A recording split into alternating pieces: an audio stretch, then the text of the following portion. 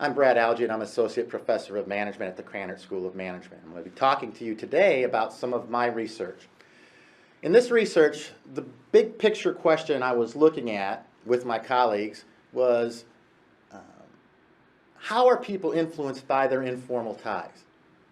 Indeed, we are influenced many different ways. Our network of social ties certainly can have an influence on our attitudes in general, but also may impact our susceptibility to influence. In particular, in this particular research, we predicted that people's positions or their embeddedness within a social network, whether they are central with many strong ties or peripheral with few weak ties, affect their susceptibility to being influenced by the social network. The results of this research have implications for organizational change efforts that seek to influence the attitudes of its employees, not through formal channels, but through an organization's informal networks. What is a social network? A social network is our informal collection of ties, usually demarcated by a particular domain, such as our professional working network, or perhaps our non-work network.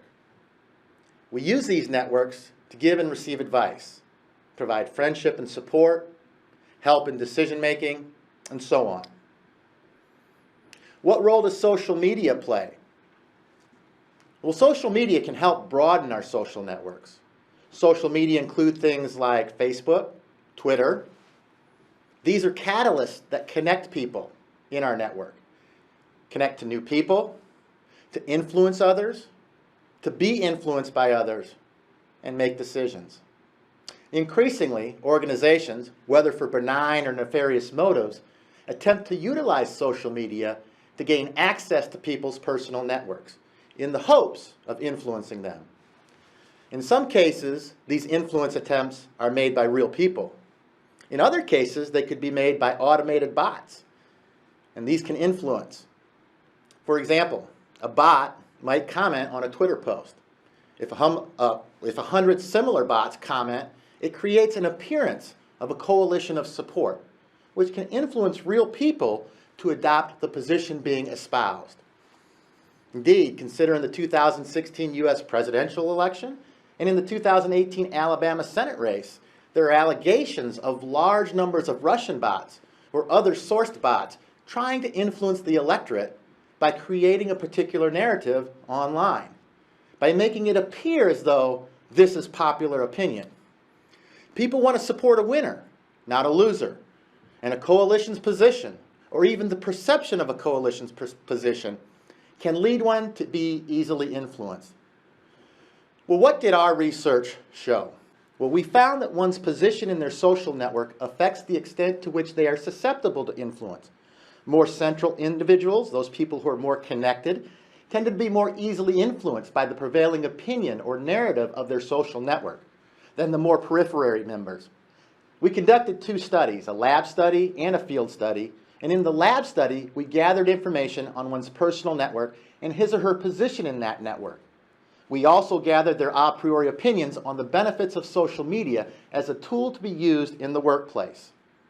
We manipulated the narrative or public opinion on the use of social media at work for the social network as a whole by providing representative views of one's social network to individual members of the network, the people that were our research participants, much like a viral assault of bots would in a presidential election.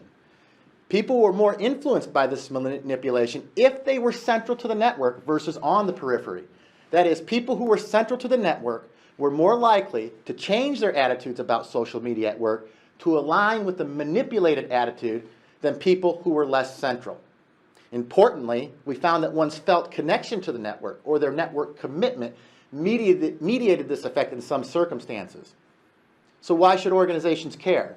Well, first, central members are often thought to be the power brokers with strong advantages.